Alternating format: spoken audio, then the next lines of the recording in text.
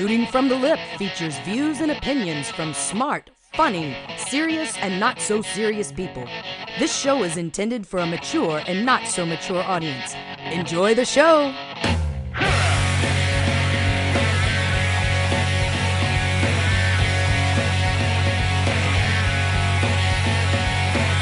What is up, everyone? Kevin Hale up in this Shooting from the Lip house, giving it to you on this Monday night, May 22nd, 2017, live tonight via Blog Talk Radio. Hoping everyone had a great, safe, fun weekend as we get into the real world, the work week, ending this Monday night, waiting for co-host Russ Hinkle to join me for a fun show tonight. First segment, Jared Matthews, who is involved with Lulu Food and Drink, Diamond Pub and Billiards. He's going to be the first guest during the first segment. We'll also have Kevin Cummings, singer-songwriter, WildWood. He'll be on around 11.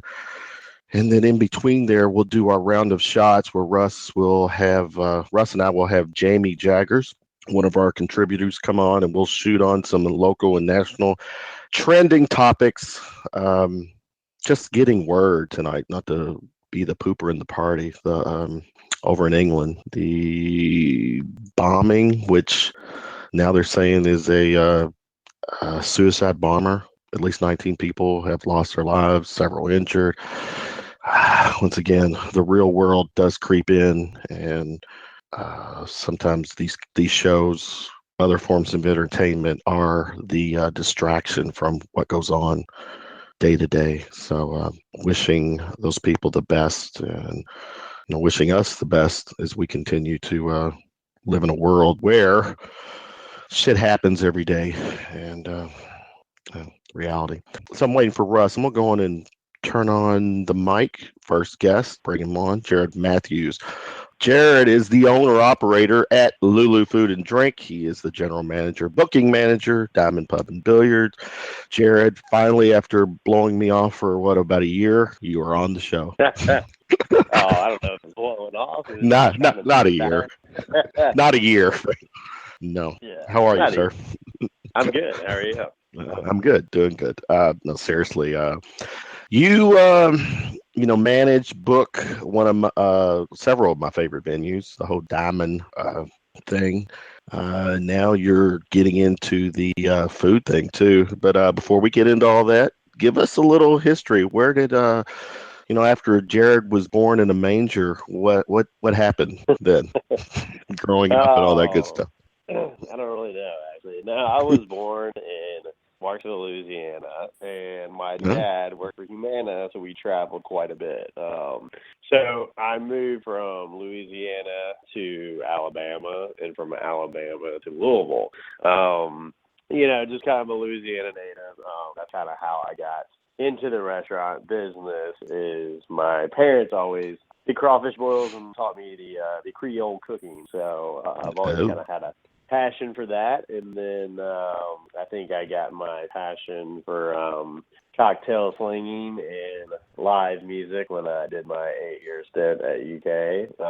Should be a doctor by now, but that didn't work out too well. But no, I kind of got into live music quite a bit, and just kind of dabbled around with helping different venues book different acts, and that's it. And just kind of started slinging cocktails and learned it was did pretty good at it, made pretty good money, and then I just kind of moved to Louisville, and honestly, the whole Diamond empire, it got started from a guy who was not the original or the owner that I work with now.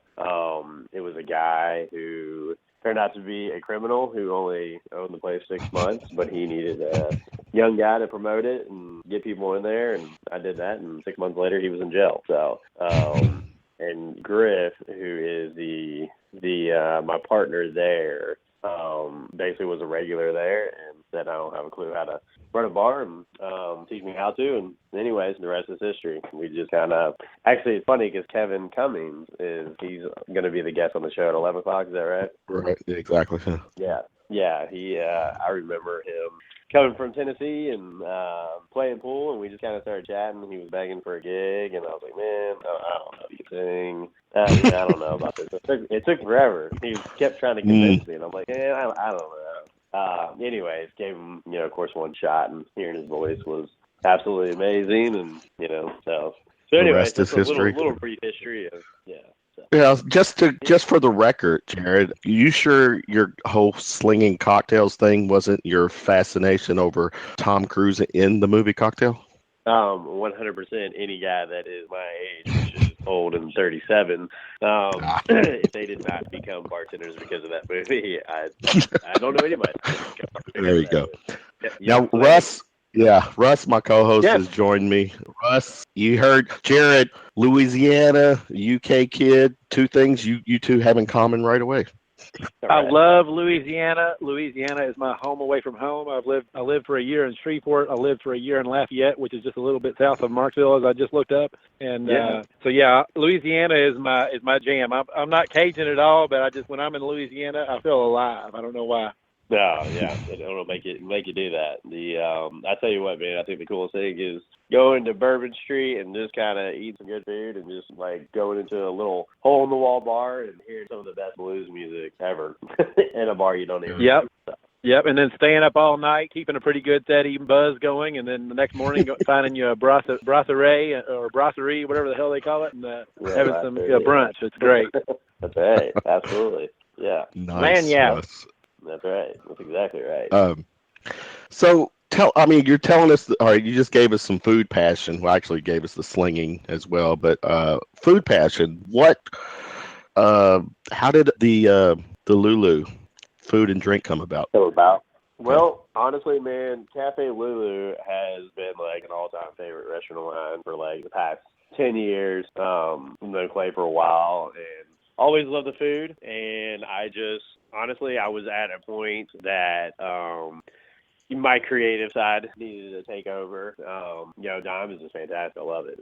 That's my baby. It's my home, the music part. I mean, we've grown that pretty big and love it. But, it's volume. It's volume and slinging heavy cocktails, which when I was young, I used to kind of look at it as a sport. Like, I just felt like an athlete behind the bar trying to sling as many cocktails as possible. But, it's just kind of, I just need to get my creative side. I wanted to get into some dishes and create some good food dishes, some good cocktails. I got a big cocktail menu coming out actually next week, which is our relaunch week, where we're going to have a new menu, new wine list, new cocktail list, just an interior upgrade, and just that's kind of where Lulu came about. I just was at a point. I knew I always wanted to run a restaurant, and I really was ready to just kind of get creative, man, and do something something different, and still make it. I mean, I'll always be at Diamonds, always book Diamonds, always love Diamonds, but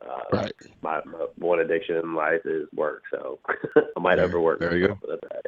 Now, Russ, the guy who partners with at Diamonds, right?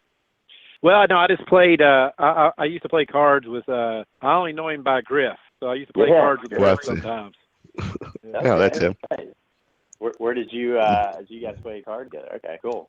Well, it started out at a game that no longer goes anymore. It was at the back room at Stooges, and then after that there's a country club out there in near Fern Creek that we played a couple of times, and then there's a game over in Butual that I played with him a couple of times. But that's been several years back. I haven't played cards with him probably in about 3 years.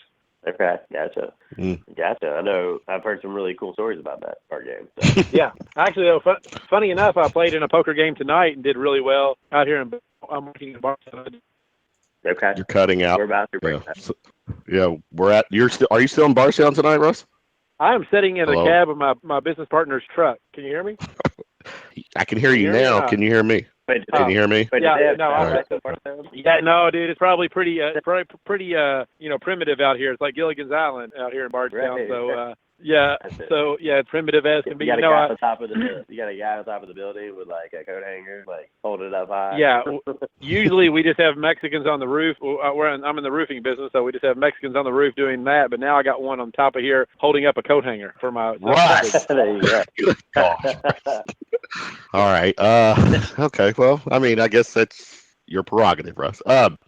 Now, when it comes, now, Jared, with the music, Diamond, we touched, it's very successful. It's a mainstay with the local music scene, and as well as acts that are from out of town. But how long and strong has Diamond been active with the music, and what continues to drive you to, fuel that passion? I would say we've been pretty strong in the scene about 10 years. I mean, what drives me, man, is that I always just kind of always would hear horror stories because I've always been friends with guys in bands and guys who own venues, and I always heard like the horror stories. It's like venues couldn't stand musicians, and musicians couldn't stand venue owners, and it was just kind of like I never really got that, So it was just kind of, and I think it was because the venues didn't want to pay the musicians, and vice versa, and. We just always wanted to do something. Like we always do live music in St. Matthews, and there's never a cover charge. And that was two different things. One being that, I mean, I think it's kind of cool just to be able to go to a bar, always have live music going 7 days a week. A lot of places are getting away from that because they don't think it draws big, and then they got the DJ playing on his Apple computer, and it's just like, I don't know, it just kind of takes away. I love live music. So we started that like 10 years ago with the no cover and live music 7 days a week. And, also, too, the other reason we never did a cover, which, and there's always been times where, like, man, should we do a cover? It's like, no, that's our whole business plan. It's great. It's provide live music for free. The original business strategy, besides providing just live music 7 days a week free, was that these 22-year-old kids, when they see a $5 cover, that strikes into their beer money. So, a lot of people are like, man, I don't want to go pay $5 because I only got $20 to go out, and that just kind of. Anyways, so that was kind of our philosophy, and it just kind of worked. So, music's always been a huge passion of mine, and I've just became pretty good friends with a lot of guys in the music scene, and I think we just, I don't know, I think we have a good reputation going with musicians, and I like that. I always would tell musicians, it's like, man, I want us all to feel good about it. Like, we feel good about booking you, and you provide a great service, and people are coming in to see you, and you get taken care of. So we always try to, try to make that happen. So we're all and I've heard nothing but great things about you and the way you handle, your business with the bands. And obviously, I go there routinely, and I see a lot of the same. A lot of the same bands come back, and that, obviously that's a good thing. But that, with that fine line, because, Tuesday nights I do a music show with Greg Unthank, and we had a guest on who did a Facebook post, and I wanted to get her on because I thought the post was interesting, where she's a musician, and she just was a straight shooter and kind of called out, without mentioning names, a venue and a band where evidently she was booked, and then another band decided to throw themselves at the venue for free, and then the venue opted to go with the free band. When I hear those horror stories, Jared, I mean, where some of these musicians, that's their money, and how does and obviously you get that, but can you give a response or your thoughts on how and why venues would do that? Man, I mean, the only thing I can really think about is that they're just looking at they're not looking at the big picture, and they're not really caring about anything but the bottom dollar, in my opinion, from a scenario like that. I mean, I've been in a situation, obviously, where you double book. I mean, that just happens. And as busy as I am, so I was like, it happens. And anytime that ever happens, and I'm stuck in a situation, I always tell a band, like, hey, I'm so sorry, I don't even know what to say. I screwed up. Let me give you 2 dates to make up for it, or 3 days to make up for it, whatever would make it right, Right. And honestly, I mean, I think that's just people in general. It seems like nobody. I shouldn't say nobody. It's a lot of people that just don't care that everybody wins, and that's just kind of the way I look at any situation in life. It's like you can't do that to somebody. If you've already got a verbal contract going, this is how they eat, this is how they pay their bills. and just cancel them last minute because you got a better deal. And that's just that's not how you do business, and it's just not good for relationships. It's not good in general. So, as you said, big pick. Yeah, no, that's a fair response. Now, what do you say when it comes to, because part of the equation with that same scenario is that this other band promised this huge following, a lot of people showing up. So how do you go about the mentality of of the audience? Or you as, cause I know the answer to this, but I want to hear you say it because I see you on social media. I know you promote your venue like crazy, but it's a two-way street though, right? I mean, of course you're going to promote because of the business, but is your expectation that the band will do that promoting as well? Yeah, absolutely. I mean, I think it 100% should be a two-way street, that we're going to help promote and the band should too. I mean, that's obviously every venue that you're going to talk to. I mean, that's their hopes, is that the band's going to bring a big following. Those who bring big followings, those are the people that you usually book again. That's always a good thing. My big thing is like when bands play and they don't bring anybody. My big joke is like, man, you got 5 people in a band. Everybody's got a mom. Well, for the most part, everybody's got a mom, dad, and at least like a friend, a girlfriend. So that's 3. 3 times 15. 15 people should be coming to see you at least every gig, So. Yeah, it's fair. Yeah, it's just, and I get, like, I mean, a lot of bands play 2 to 3 times a week or more. So I know that's not realistic to do every time, but I don't know. I mean, yes. I mean, the answer to that question, as far as is it better? Do I expect bands to draw and promote themselves? Yeah, 100%. That's just part of the game. But there's if some dad or girlfriend are in AA, just leave them at home. Because you gotta be drinking, for God's sake. Well, I don't know. As long as they're eating, they're good. They can eat. There you go. And then you got some people that you probably can say, well, okay, you can bring your wife and your 3 girlfriends too. We'll keep it on the down low. Exactly. Yeah. So those are givens too, Russ, right? Yeah. Well, now I feel like polyamory is underrated. Okay. Wow. And then, I was just at Diamond, what's today? Yesterday, for a benefit, out on the Barrett location. And I think it's safe to say you're a big advocate, supporter of all these benefits, because I see that a lot of them gravitate to your venue. What is your mindset, your thinking when it comes to being involved? Because a lot of these are day-long events, and man, I mean, I don't know, man. Maybe I got to talk to our people and me, but I think it's great. I honestly think it's something that's kind of dying a little bit, like just people doing stuff like that, getting a bunch of bands together and all coming together and helping each other out. I mean, that's a great cause. As a musician that doesn't have insurance, he needs help. What's he gonna do? So all his buddies decide to get together in the music scene, and people come out and support it. And I think it's great. I love benefits. I love charities. I love all that. So I have a soft heart for that. That's good. Because again, it's like lately, I'll being involved with the music scene. The Tuesday night show, I get to help promote a lot of events, and a lot of those events are at Diamond. So, Jared, this next segment I'm going to do with you is called Our Round of Shots. I'm going to throw 6 quick questions at you. It's kind of a quick Q&A. Just have some fun. Not going to put you on the spot. Number 1, your first concert. First concert, Paula Abdul and Color Me Bad in Indianapolis. For real? Wow. Russ. Yeah. What do you think of that one, Russ? Very rock and roll. Yeah. Russ, I don't know Russ. He's still got the antenna going. I said straight up, now tell me, are you really going to love me forever? No. Oh, yeah. I was 3rd grade. Yeah.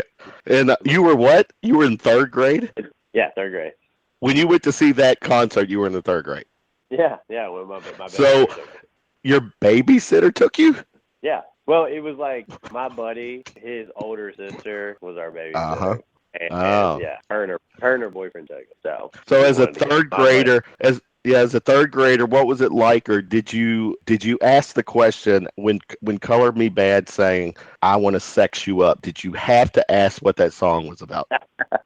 You know what, dude? When I was that age, I thought that sex was whenever you take your clothes off and roll around with each other. So I just figured that's what they were doing. You know, that's what the song was about. Yeah, the older we all get, that's kind of how it is. It is that way still. So.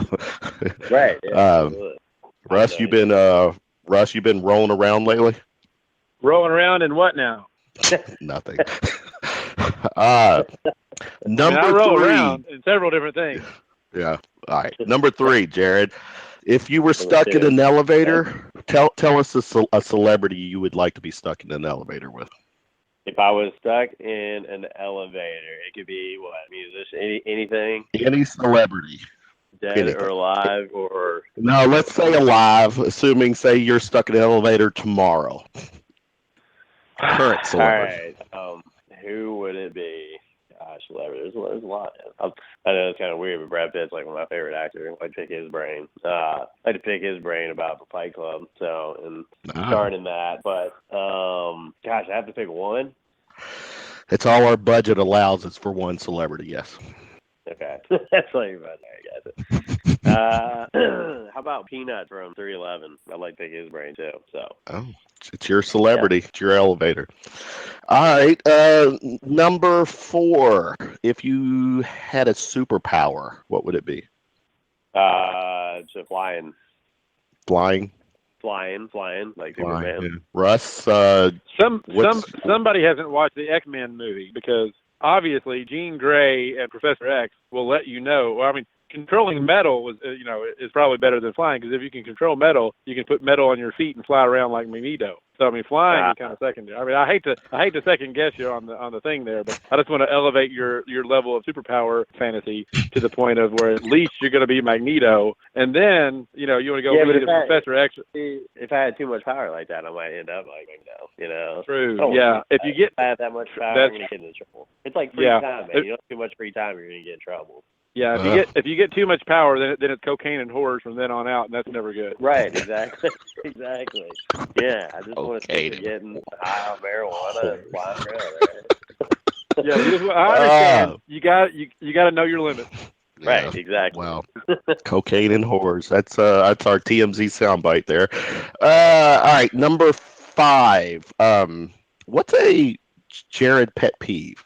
Something just drives you crazy besides someone trying to tell you what your superpower should be. What's another pet peeve? It's up there. So phone books appear on my front porch. Oh my God, I thought of that too. I had one. I tripped over when I walked out my door the other day. I tripped over it. Literally tripped over a phone book. Yeah. See, there's no reason you should be tripping over that thing, because it shouldn't exist. Yeah, it shouldn't exist, right? All right, Number 6, last one. If you had access to a time machine, it can go anywhere in your past. This time, your living past, pre-birth past, anywhere. Where would you go? And again, our budget only allows one place. Oh, again, our budget is tight, so only one place. We're not diamond. No, okay. Yeah. All right, now let me ask you a question. Is this? Sure. This is I go back in time of my lifespan. Is that what you're saying? During your life or pre-birth? I mean, if you want to go hang with the dinosaurs, Fred Flintstone, go for it. But if you want to, go back to when you were in 3rd grade and, revisit Color Me Bad and Paula Abdul, if you want to do that too, it's your time. I mean, just a point of clarification, though, Kevin. Point of clarification. Yes. Only Ken Ham of that stupid Ark encounter up in northern Kentucky thinks that man lived at the same time as dinosaurs. So don't. Stop, Russ. You can still go back to the dinosaurs. Well, all right. It's his time machine. Where would you go, Jerry? You know what, man? I would probably. Where would I go back? I would probably. The Paul Abdul concert was pretty good. That's for sure. Been there, done that. Come on. Yeah, sure. You know what? I would honestly, to tell you the truth, I would probably go back to high school and do a few things differently. But that's on a serious note. On a not so serious note, I would love to go back and hang out with Jim Morrison. That'd be pretty cool. Oh, wow. Oh, yeah. That's a good one. That is a good one. Kind of can be too. Yeah. Yeah. I like that one. I mean, high school, you just go back and use mind tricks to bang the hot chick, you know? Right. Exactly. Well, that's what I once again. Yeah. I thought There's a problem. Yeah. There. Do you still, Russ, Jared? Do you still have in your mind, in the back of your mind, one or two high school chicks that if you could go back in the day, you'd change it? Yes. Yes. Absolutely. Okay. Absolutely. Russ, yes as well. Well, here's the thing. Anything that you change in high school would probably have a butterfly effect on who you are now. So you got to be careful. You got to tread lightly. Now, if you could just bang a couple hot chicks and not really let it affect you too much, that'd be cool. But you got to worry about the butterfly effect, man. No, seriously. Always the one who keeps it fair and balanced on this show. Or is that they don't call me Reality Russ for fucking nothing, Kevin. I'm telling you that. Okay, all right. Jared, what future projects you got coming up with either the food or the music scene? Well, I got some good shows coming up, and I can't really talk about it yet.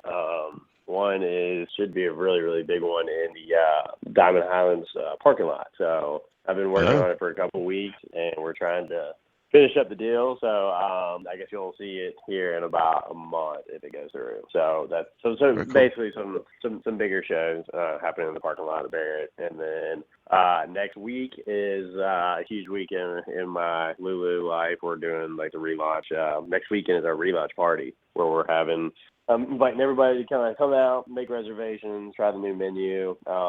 We're having a big crawfish boil in the parking lot with music, beer, 400 pounds of crawfish being flown in that morning. We're picking up from the airport and just doing a big boil all day from 1 to 6. So that's exciting. And, hopefully I think there will probably be another Lulu in the future and possibly another Diamond, but we'll see. Good Lord, man. Yeah. Sounds good. Looking good. Wow. What's share the social media? Where can people connect with all of your, venues and yourself? Facebook seems to be. I know, like my niece says, Facebook is for old people, which is hilarious. But the Facebook, the Diamond Pub and Billiards Facebook page, Diamond Pub Concert Hall, Lulu Food and Drink Facebook, also Instagram, Twitter, all that stuff. Very cool. Check it out. Jared Matthews, Lulu Food and Drink, Diamond Pub and Billiards. The pleasure was ours, my brother. Thanks so much for hanging with us. Yeah, thanks for having me. Anytime. Is it okay if I call you J-Matt? J-Matt?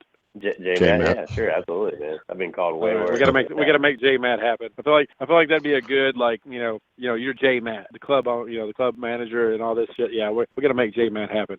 J-Matt, yeah. I can highlight my hair and go to the gym, stuff and tan. Fuck yeah, dude. GTL. Yeah.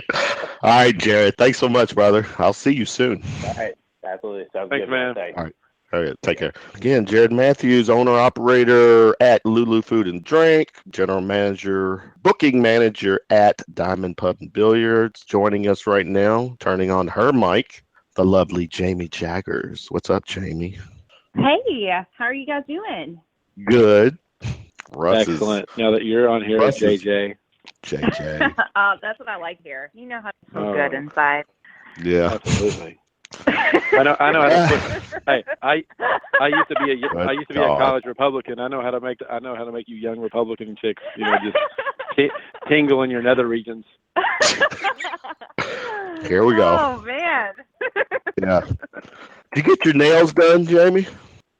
I did. I'm going on vacation in just a couple days, and I gotta have my shit together. I gotta make sure I look good. I don't go to the beach looking like a bum.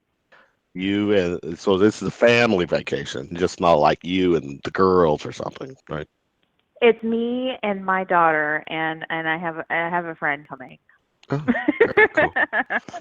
Hey, Kat, a little bit of trivia. I was on the George Herbert Walker Bush advance team in '92 when he came to Louisville. I was part of the I was asked to be part of the advance team as one of the officers of the college Republicans in '92. So I know that's that may create some humidity in Jamie's vicinity. Absolutely. I can hardly take it, honestly. All right. Guys, round of shots. Jamie, I'm a fan of your Facebook. I do follow you. Obviously, Oh, I we're friends on know. Facebook. Yeah, Thank you, by the way, yeah, for it's following all my good. Facebook. All Some good. people can't handle Uh, me. yeah, we might not see eye to eye, but I do admire your passion and commitment. And something you posted today struck me as well. Actually, I saw the story over the weekend, or actually it was yesterday. Heard about it, and I wanted to bring this up because not to be a party pooper, it was a 7-year-old who died by a stray bullet. The situation basically is that it's just an innocent victim doing his own thing, and then it was like a drive-by or something to that effect. Jamie, I know you kind of be in the media Mhm. scene. What do you know about that? How to the fallout from that? Because you hear right away, you start hearing people bitching and moaning about gun control, and that's just some of the fallback. Mhm. But this is not the case because to be very honest, location, Right. a gun control law is not going to deter that. But go ahead. Right. And I agree with you on that point completely.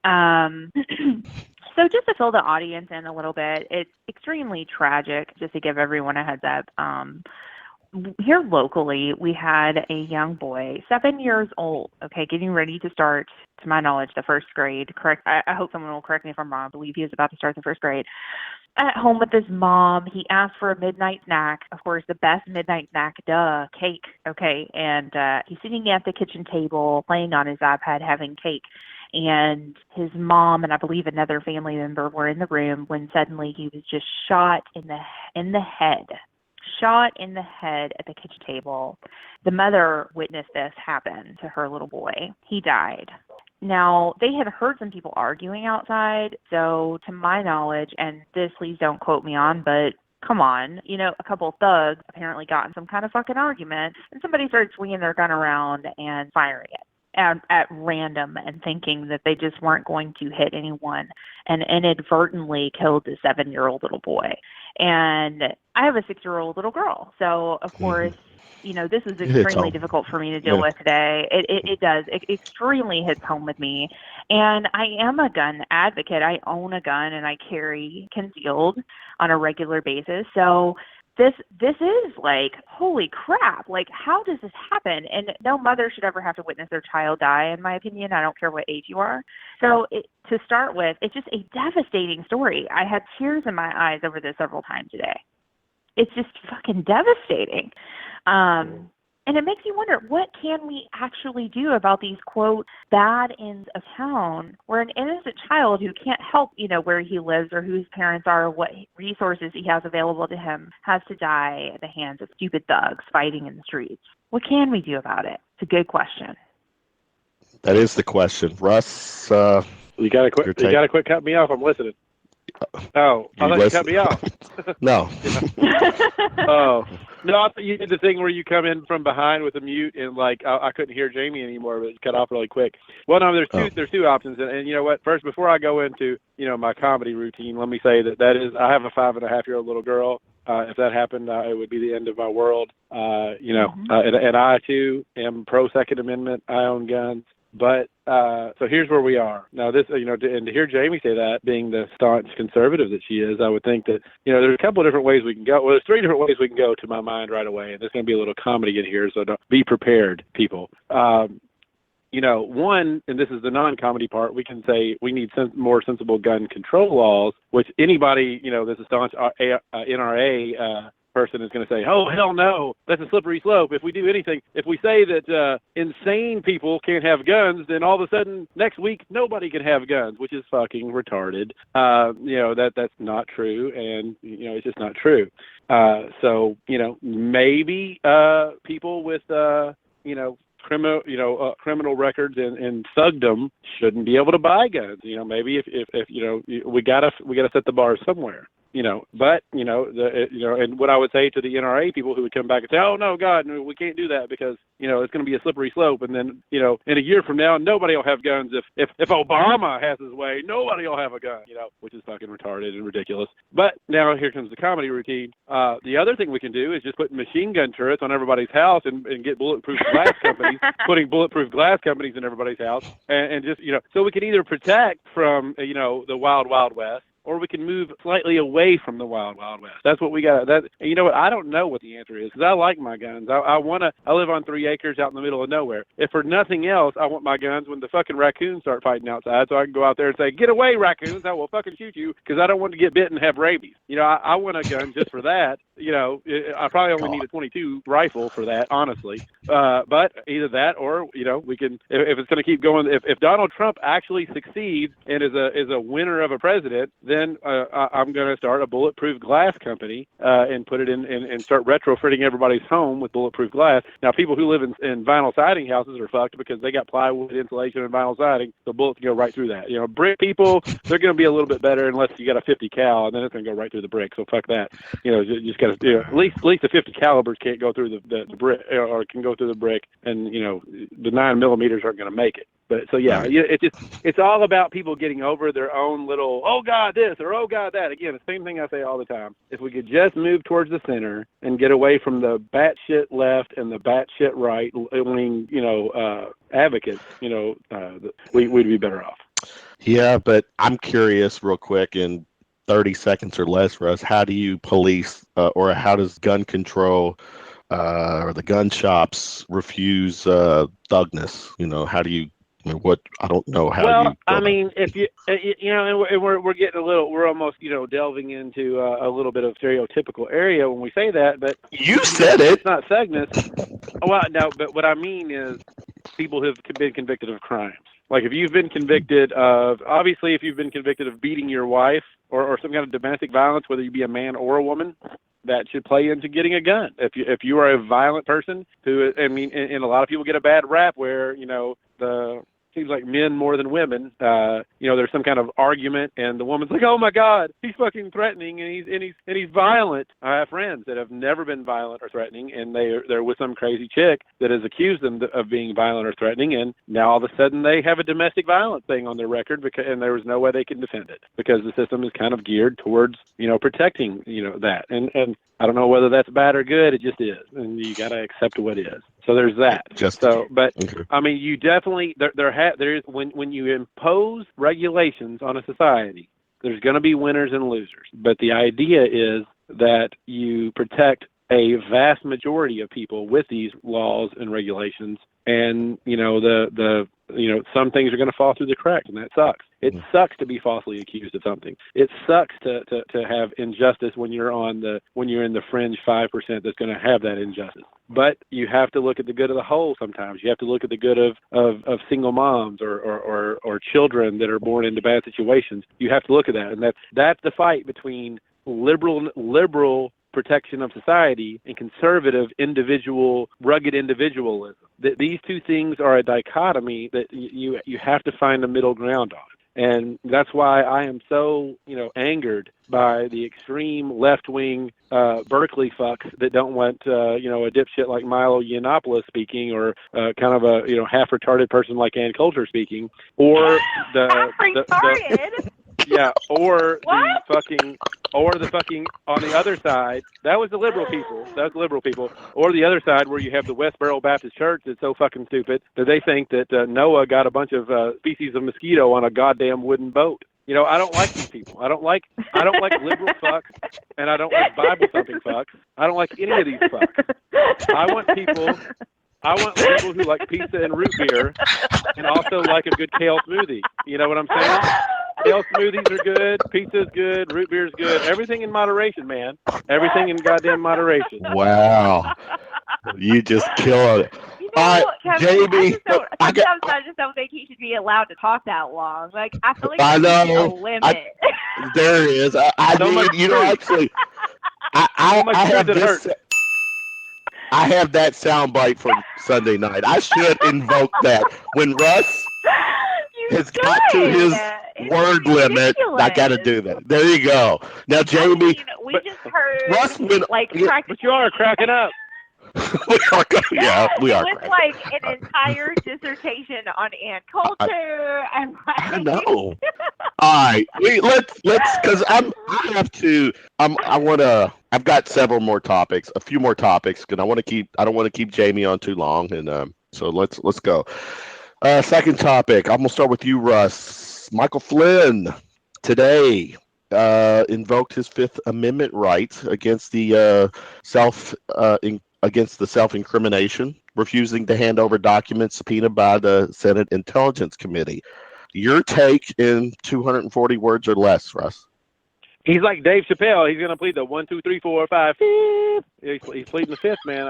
I saw that. I saw a little like underneath the news thing. It said Michael Flynn refuses to succumb to subpoena from Senate, and I was like, what? You can tell the Senate, no, you're not going to adhere to their subpoena? Is that a thing? It just seems like if the Senate says, hey, if a bunch of senators say, hey, look, dude, you're going to come and testify, you can just be like, nah, eat a dick, I'm not coming. I mean, I didn't think that was even possible. But yeah, I mean, I don't know. Hey, don't hate the player, hate the game. If he's allowed to invoke his Fifth Amendment right, then if that's legal and on the above board, then hell, I would do the same goddamn thing if I was him.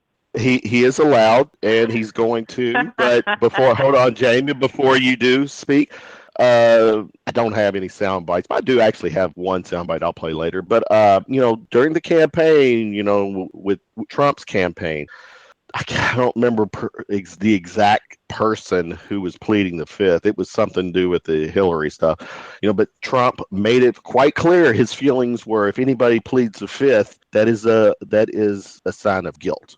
Is that? Listen, this Trump. Hold on, Trump hold tried on. To sell me he tried to sell me a fucking a 1992 Astro van last week. So I'm not, you can't really tell me that he's a hypocrite and expect me not to believe it wholeheartedly. Jamie, your turn. You get to talk. Oh, come on. I mean, all right. I'll just say this without giving away too much personal information. I've pleaded the fifth before. Have you? All right. I mean, it's a smart move. Is this something you did last night? Was it something you did over the weekend? No, it's a long time ago, okay? But my point here is just that it's a smart move in the legal realm for anyone, innocent or guilty. This is something we see with almost anybody who really comes right out and, just puts it all out on the table right out the gate. Okay, everybody has the right to a fair trial. That is what makes us America. That's what makes America great. Come on. And I agree with Russ. I would do that shit too. I would plead the fifth as the day is long. Come on. Well, Jamie, pleading the fifth to an ex about where you were on Saturday night is a little different than pleading the fifth to the Senate, I pleaded the fifth in other ways, okay? In legal ways. Legal. All right. That's the latest with Flynn. That obviously is going to be an ongoing story, and I'm kind of excited to see how it all plays out. Next topic. Our president is overseas. Yesterday he was at the Arab Islamic American Summit, and he gave a spiel that actually I thought he was dead on. I'm going to play a piece of it and then let you guys comment. It's a choice between two futures, and it is a choice America cannot make for you. A better future is only possible if your nations drive out the terrorists and drive out the extremists. Drive them out. Drive them out of your places of worship. Drive them out of your community. Drive them out of your holy land. And drive them out of this earth. But no discussion of stamping out this threat would be complete without mentioning the government that gives terrorists all three: safe harbor, financial backing, and the social standing needed for recruitment. It is a regime that is responsible for so much instability in that region. I am speaking, of course, of Iran. From Lebanon to Iraq to Yemen. Iran funds arms and trains terrorists, militias, and other extremist groups that spread destruction and chaos across the region. For decades, Iran has fueled the fires of sectarian conflict and terror. It is a government that speaks openly of mass murder, vowing the destruction of Israel, death to America, and ruin for many leaders and nations in this very room. This is a battle between good and evil. When we see the scenes of destruction in the wake of terror, we see no sign that those murdered were Jewish or Christian, Shia or Sunni. When we look upon the strains of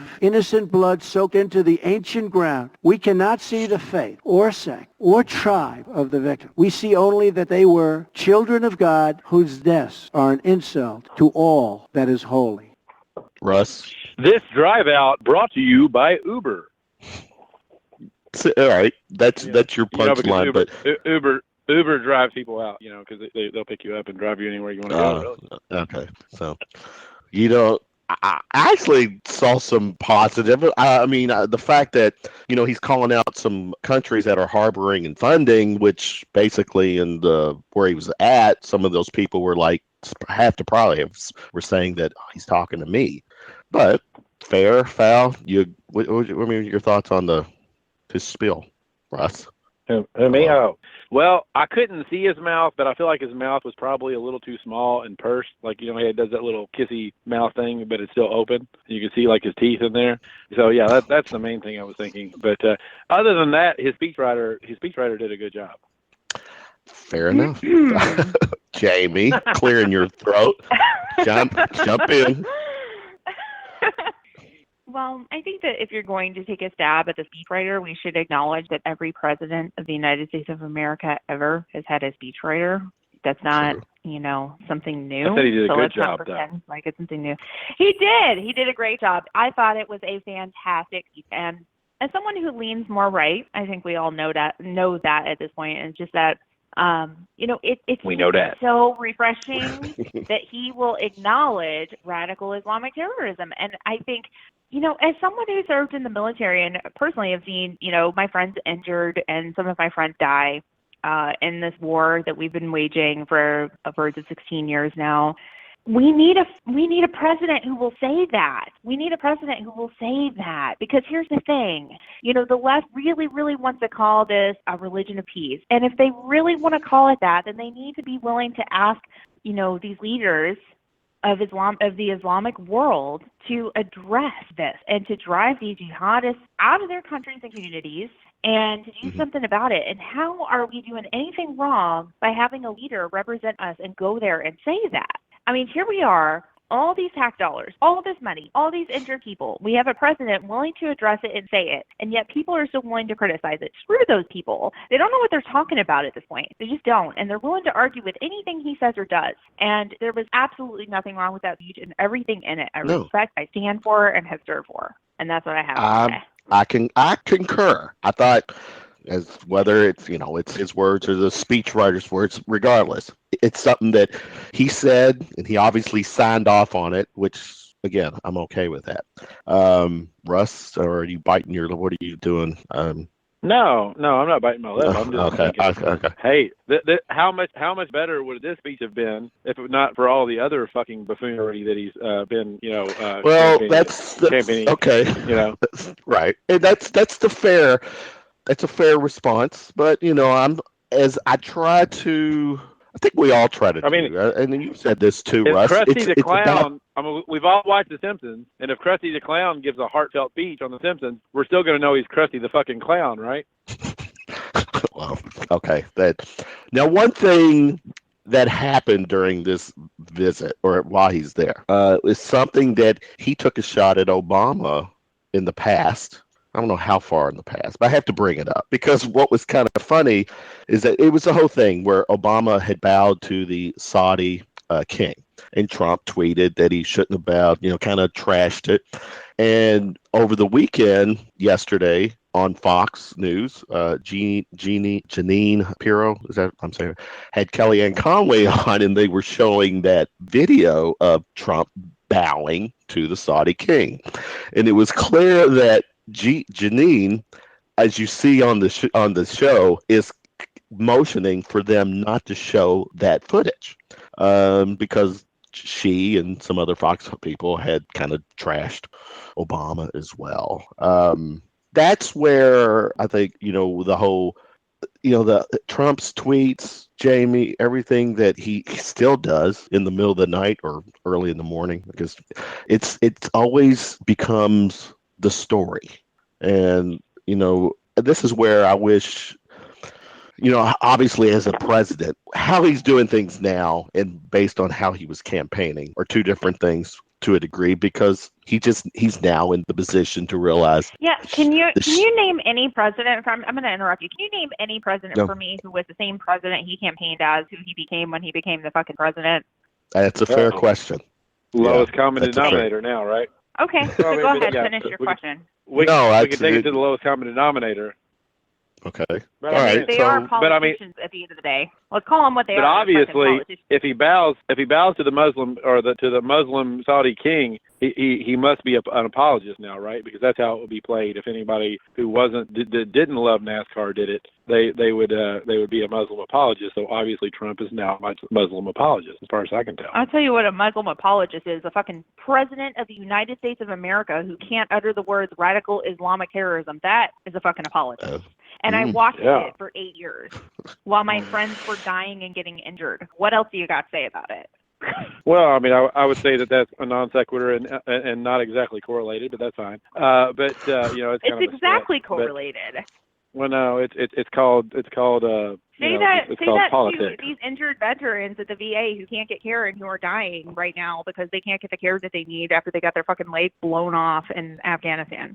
Say that to them. And that's because somebody couldn't say. I mean, and trust me, I would love people to say radical Islamic terrorism because I'm a Bill Maher fan and I'm a Sam Harris fan and I'm a rationality fan. But to say because they couldn't say that this happened is just absurd. What I'm saying is I don't give a fuck if he bowed. I really don't care. Because you know what? He got up there on the podium and he said what it is. He said it's radical Islamic terrorism. You need to man up and do something about it. Tell your people to stop killing people. Yeah, I'm for that too. It's like, hey, I don't either. But I'm just saying. Laid into you. I'm just pointing out the double standard. I'll bow down to you. Of course, I'll bow down to you, but here's how it is too. And he at least got up there and said it. President Obama would never fucking done that. Now we're talking about semantics, though, right? Well, no, not because he's the whole reason that this president's in office right now. Because we had we better Google semantics, and we better Google semantics because I feel like we have different definitions.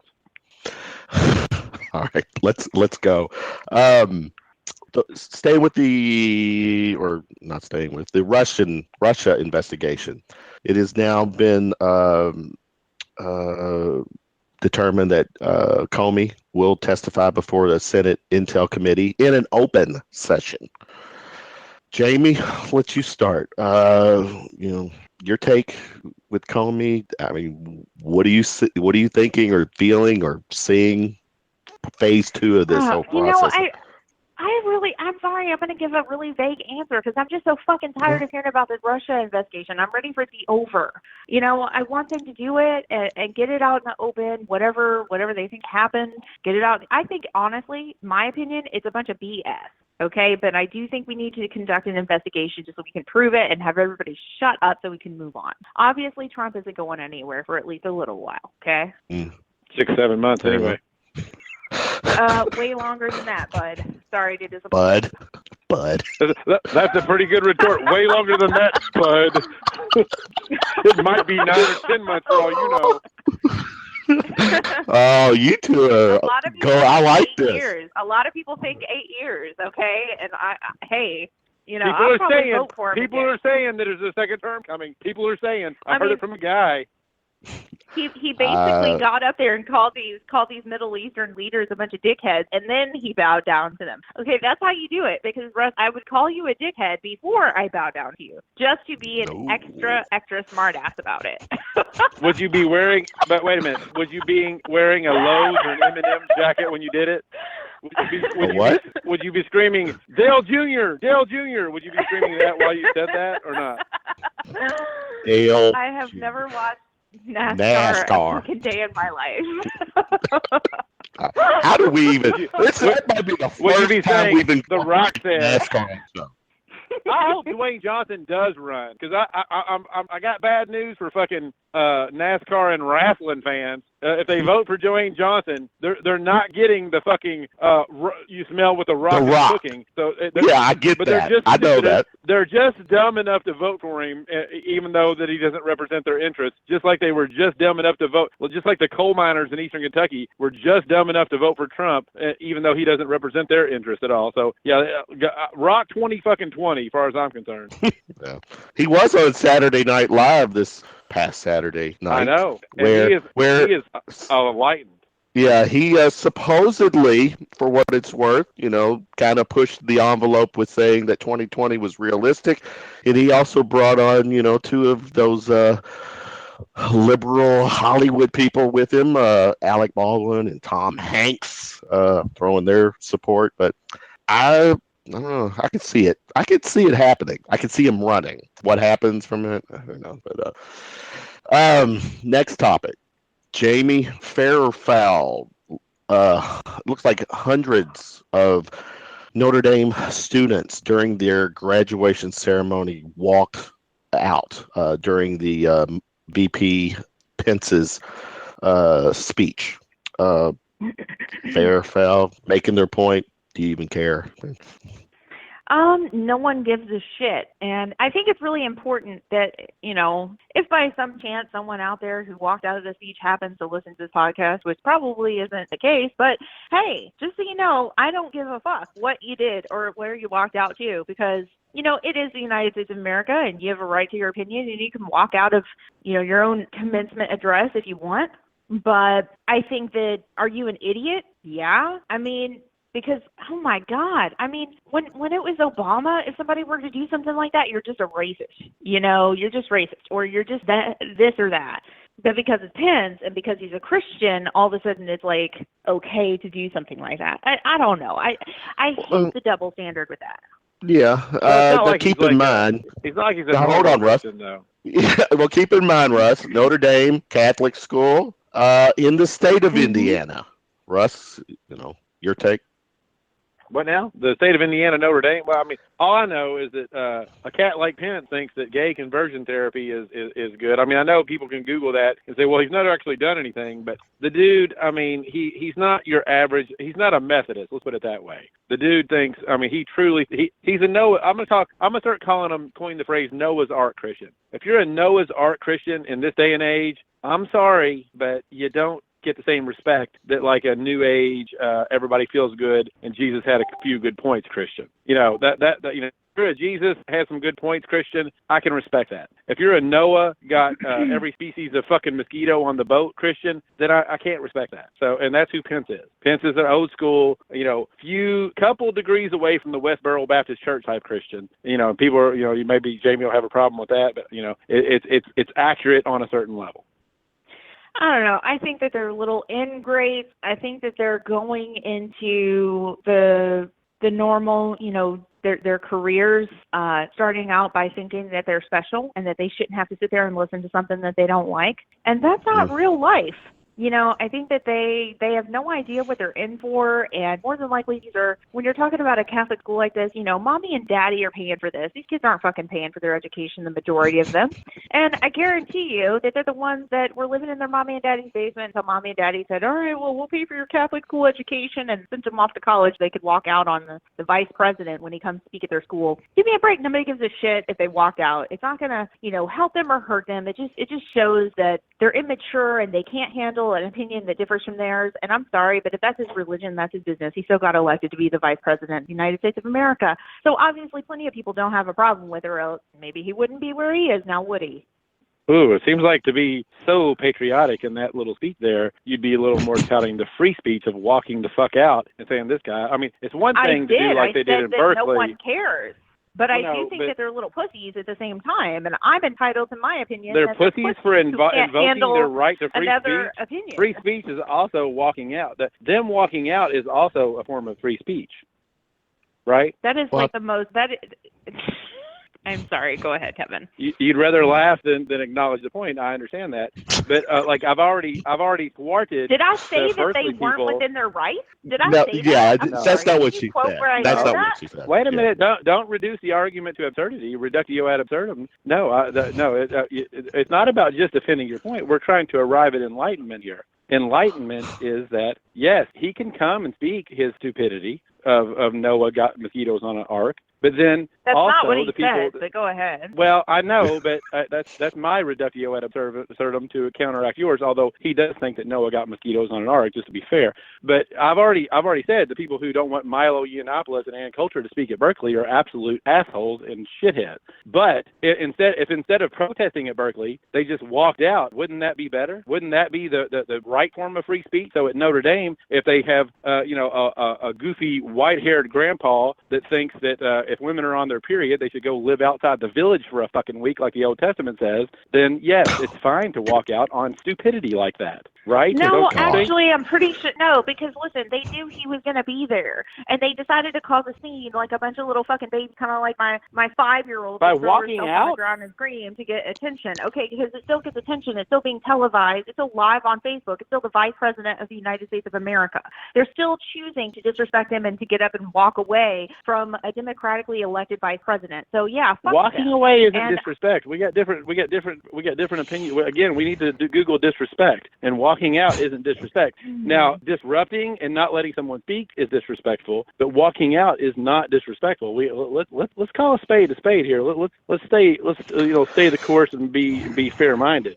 Okay. All right. Yeah. Moving on. We're wrapping up with Jamie. Getting ready to do the next or the last segment of the night. But I've got two kind of quirky miscellaneous topics that I want to throw at you guys before we shut down this round of shots segment.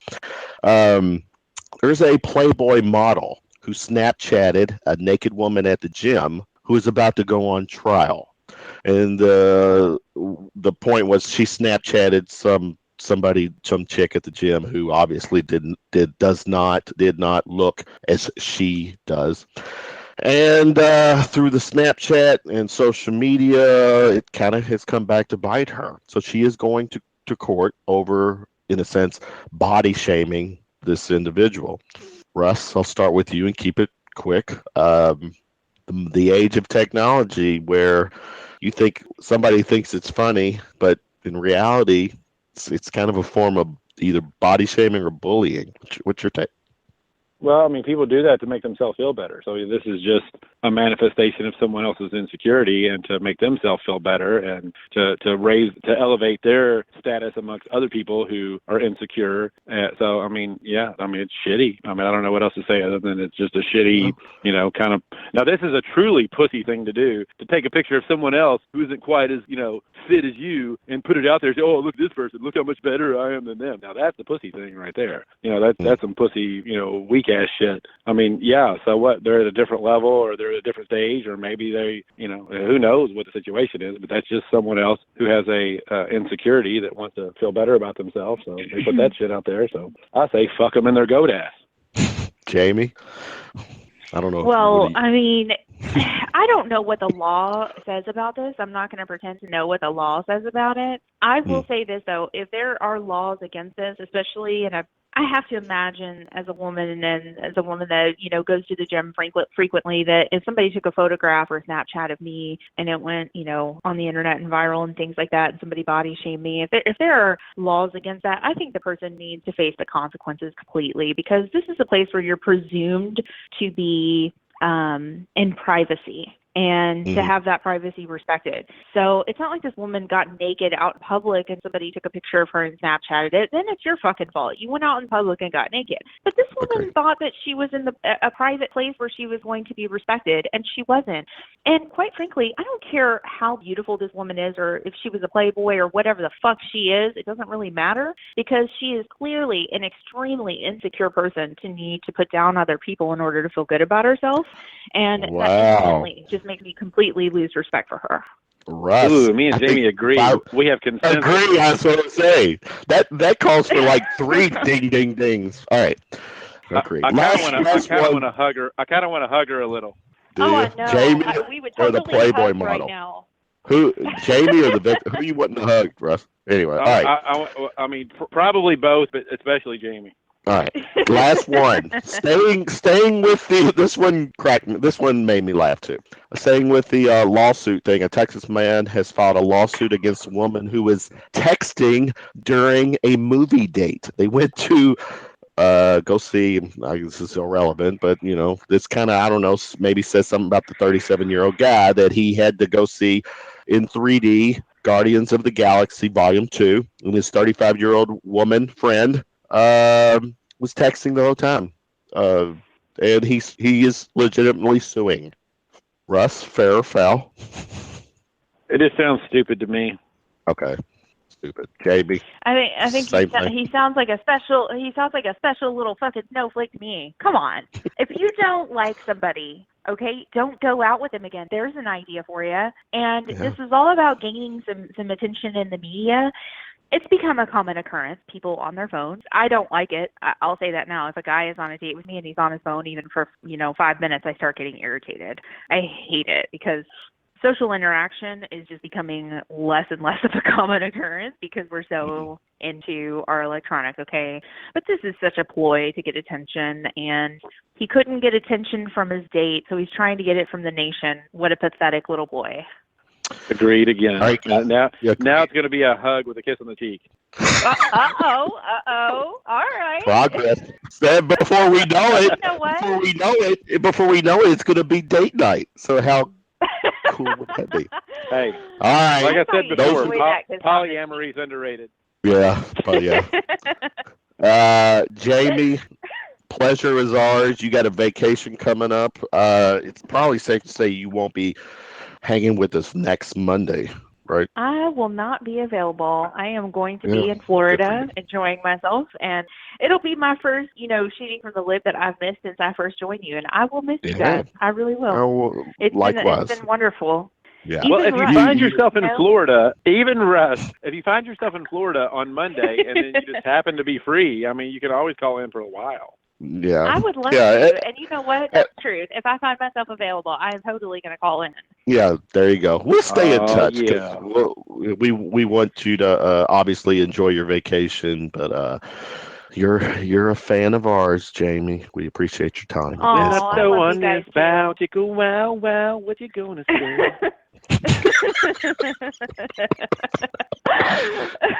All right. Jamie, have a good night. Have a good vacation. Night. Thank you so much. I appreciate it. All right. Take care. Bye, Jamie. All right. Round of shots completed. Moving on to our last segment. Russ turning on his mic. This is Straight Shooter here. One of the most entertaining, talented fucks in this town. And he brings it every night. Might I add, after talking to him, a very highly enlightened individual. Yes. Kevin Cummings. What's up, man? I wanted y'all to keep going. I don't know why you stopped. We can't do that. Keep talking about great I was. I'm just kidding. I ain't even got to say shit. We had Jared Matthews on the first segment, Kevin, and he told us a Kevin Cummings story. You all kind of go back. Oh, no. He said something when you first came in town. You were on him to book a gig there, and he didn't do it right away, and then finally he did. I think he used the word beg. I heard the word beg. Oh, maybe so. I didn't. I don't know. But anyways, obviously you performed like only Kevin Cummings can perform, and there's all tongue in cheek with that word too, and you killed it, and there you are, a diamond guy. So, Kevin, welcome to the show. I've only played there 4 times than anyone else in the world. I think I played there 11 million shows. I'm pretty sure that's about right. And according to Jared, according to Jared, you'll be playing 11 million more. He's a fan. So. But he's like Bon Jovi. He played 1,000 gigs and he rocked them all. Well, have you been are you riding a steel horse tonight, Kevin? What are you doing tonight? I am not doing too much, just hanging out with my lady tonight at the house. Nice. And tonight, Monday night happens to be kind of your only non-gigging night, correct? Maybe, yeah. Yeah, Sunday, Monday. I pretty much play every other day, but I've been trying to take some weekend days off lately to actually get out and see other bands and stuff. But yeah, in general, I play most every day. Seems like. Tell us, take us back in time a little bit. Give us a little bit of the Kevin Cummings bio, because you're not a Louisville guy. You're from Correct. Tennessee. From Knoxville, Tennessee. Yeah. So Knoxville. What brought you to Louisville? Originally, what brought me to Louisville was school, but realistically, what kept me here was a combination of playing pool way too much and definitely playing music, especially I realized, because I played a lot in Knoxville before I moved up here, but I realized there's a better market for it here, and plus Diamond alone was just like, I played there so much, it was great money. I was like, this is a lot better than going out and finding some job. So yeah, I love it. I could see myself living here for a long time. Did being the Knoxville, Tennessee guy, was Nashville an option? Or you said you came here for school? Okay, so all right. Well, yeah, and also I said I didn't want a job. Like that was a really important part of it. And I could have went to Nashville and worked during the day, and but you can't really make the same money there because everyone wants to play for free or cheap. So it's a much different market. But and I'm not trying to be on Nashville radio. I think I can think of better things to do with my life. I think so, because I don't see you just as a, I first found you or, became a Kevin Cummings fan because of WildWood. But then once I got to know Kevin Cummings and all the talent that goes with him, I don't see you as per se a country guy. I mean, you are a guy that can nail any song that you elect to play, and but tell him, what is the go-to? What is Kevin Cummings about? Is it country at the core, or what is your go-to? I pretty much feel split down the middle almost every day of whether I want to be in a soul band or in a country band. I like the fact that I think WildWood is a good mix of both. I feel like we have a lot of soul, but it's definitely country music. But I'm either listening to Sturgill Simpson or Stapleton or Wheeler Walker Jr. Shout out, June 2nd, greatest album that's ever going to be ever coming out. But love stuff like that. But I also love, I listen to a lot of like Stevie Wonder and I like a lot of new pop stuff like Timberlake and Bruno Mars that has a lot of soul too. So it's kind of soul or country. And if there's a mix between the two, like a Stapleton, then I'm definitely very happy with it. Right. Kevin, Kevin. When I say Kevin, it could be either one, so don't worry about it. But the first time that I saw WildWood, I think I was with you, Kevin Hale, and I didn't know, I didn't really have any anticipation or expectation. I was just out and having fun. But what I noticed, and this is, before I even knew you, Kevin C., is that the energy of that band. I know I'm on this whole, energy kick, but just the energy of that band together is so concise. It's like a really good drummer, or it's like a really good, just artist. You all were a conglomeration, a mix of really good artists that just brought that concise, sharp energy together and put it out. It didn't matter if it was country. It didn't matter if it was soul. It didn't matter what it was. It was just you noticed the light and the energy coming off of that. And you're the as the lead singer, depending on, it could be different for different people. But as the lead singer, you are the catalyst of that. You are the catalyst of that energy. All that energy comes together, and you are the focal point for most people. And it was amazing. WildWood, the very first time I seen him, was amazing to me. I was like, wow, look at this shit. And so yeah, that was my take, with no preconceived notions, not knowing anyone in the band, not even ever having heard of WildWood. It was just a mixture and a just a coming together of pure, concise, on point energy.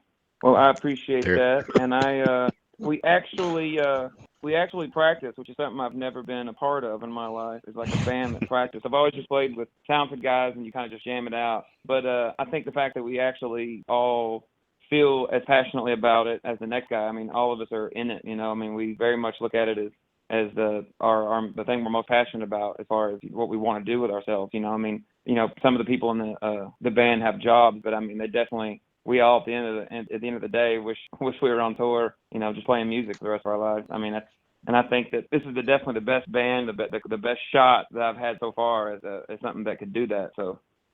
Yeah, and absolutely, I've got to listen to a lot of the original stuff too, and the sound Tell us what is, when you all go as a band, what's the rhyme and reason when you decide to go in and do original stuff?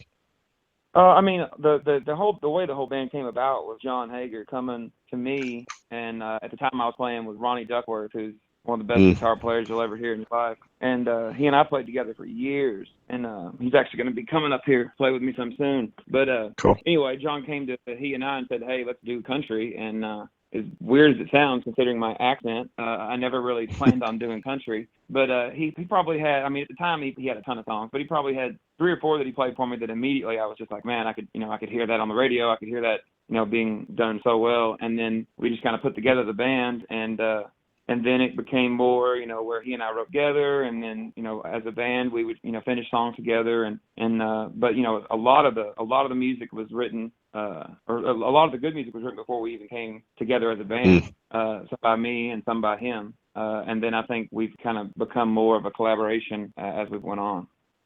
Is there a vision that WildWood has to go, that you as a artist, as a musician, have to, or pressing that it does go this way? I mean, I think the only thing that's important, or not the only thing, one thing that's extremely important to me is that it's more about the music than about how easy it is to sell. Because I mean, I'm not rich by any means, but I make enough money now that I'm a really happy person. Like I would rather make this amount of money doing something that I am proud of than sing horrible bro country and make money. And I think that everyone in our band kind of feels the same. We're all pretty passionate about actual music. I mean, instead of looking cute in jeans. Yeah, and he does. They all, I guess, they all look cute in their own way, Russ. I mean, I look decent in jeans, but I mean, I'm no Keith Urban. I'm not that. Nah. Now, and with WildWood, Kevin, I mean, you guys, as far as your popularity here in town, this area, the region, you all are traveling, and you've got the attention as far as at this level with the band. Is really the next level for WildWood, crashing, the regional national scene? I mean, I definitely think the next big step for us will just be consistent regional travel. Right now we're traveling, but it kind of goes from there. And I think, like Zach Longoria project, great artist. They just did like a couple of little mini tours, and like we're definitely looking at, we want to do things like that. And but I mean, in country music, it's a little different than it is in like the indie scene or whatever. I mean, I feel like it's kind of exponential growth. I mean, if someone really believes in us, if it's the right people, then we'll have a lot of shows in a lot of places. So hopefully the right people will think the right things about us. Kevin, help us. Kevin's got his blue jeans on. He does not. He has sweatpants on right now. They're very comfortable. Yeah. Okay. Me too. Even better. Has it got to the point, Kevin, that you guys feel like you've established your sound, your identity? Yeah, I definitely feel that way. But I feel like it's come lately, like more so recently than it did. I really think the fact me making Pat now with the 3-part harmony, I feel like it's just clicking, and now I just feel like I couldn't live without it. I sang so long without any harmony. I had a full band with great saxophone players. I played with great guitar players, drummers, everything, but I never had other singers doing harmony, and so now having not just good harmony but good 3-part harmony, which to me is very a country sound. I think that is really what's kind of making the songs, just for me at least, kind of blossom, and it feels like something new and better than especially live, something that you don't hear offered very much. And if it is, it's not to the level that I think we're doing it right now. Mm-hmm. Yeah. Is there anything on the horizon? Like, are you all? I imagine that being at the status where you are, that opening up for acts is kind of something that you look for. Or do you have anything on the horizon for opening up for some of the? Not right now. We've been really fortunate as far as that goes. We've opened up for a lot of acts, some that I don't care for, but that are really famous, and then some that are really great. I loved opening up for Brothers Osborne. They're probably my favorite band that's actually on the radio. And then Montgomery Gentry, and then several other, Black Hawk and the Outlaws. That one for me, some legendary country guys. But doing all that is great. But I definitely. I'm more worried about the shows where people come to see us than people accidentally seeing us. Because I mean, and I love a good opening act, but I mean, people go to see the show, and I think that we're good enough that we're the show. So that's what we want to be. I feel like you all have the energy, though, maybe not to upstage the main act, but to definitely, people who are there to see whatever act they're there to see, to hear you all and say, oh, shit, I didn't know that we were in for this kind of a treat. I think we had good luck with that, and I always like to feel like I'm hurting their feelings a little bit, but I mean, I'm a little competitive. But I mean, I really think that we put on a good enough show that we can really play anywhere with anybody. I mean, and I'm fine if I'm just delusional, because at least I feel that way. So it feels good doing it. Yeah. I would think that the opening act, though, would appreciate you all getting the crowd that excited and warming them up that well. Is that the case, or do they get jealous? It depends on it really depends on the show and on the people. I mean, sometimes an opening act, you get all excited and you get there and then no one's there yet, or they're on their phone tweeting about how excited they are for the next artist. So I mean, and then there's sometimes where people that didn't expect to care about us are loving everything we're doing, and they're asking us how to find the album. So I mean, it just depends on the show, but I think if people are willing to give us a shot, that we usually get there pretty well. Mm-hmm. For sure. I tell this story, guys, that the first concert I attended was in '83 in Lexington. The headline was Billy Squier, but the opening act.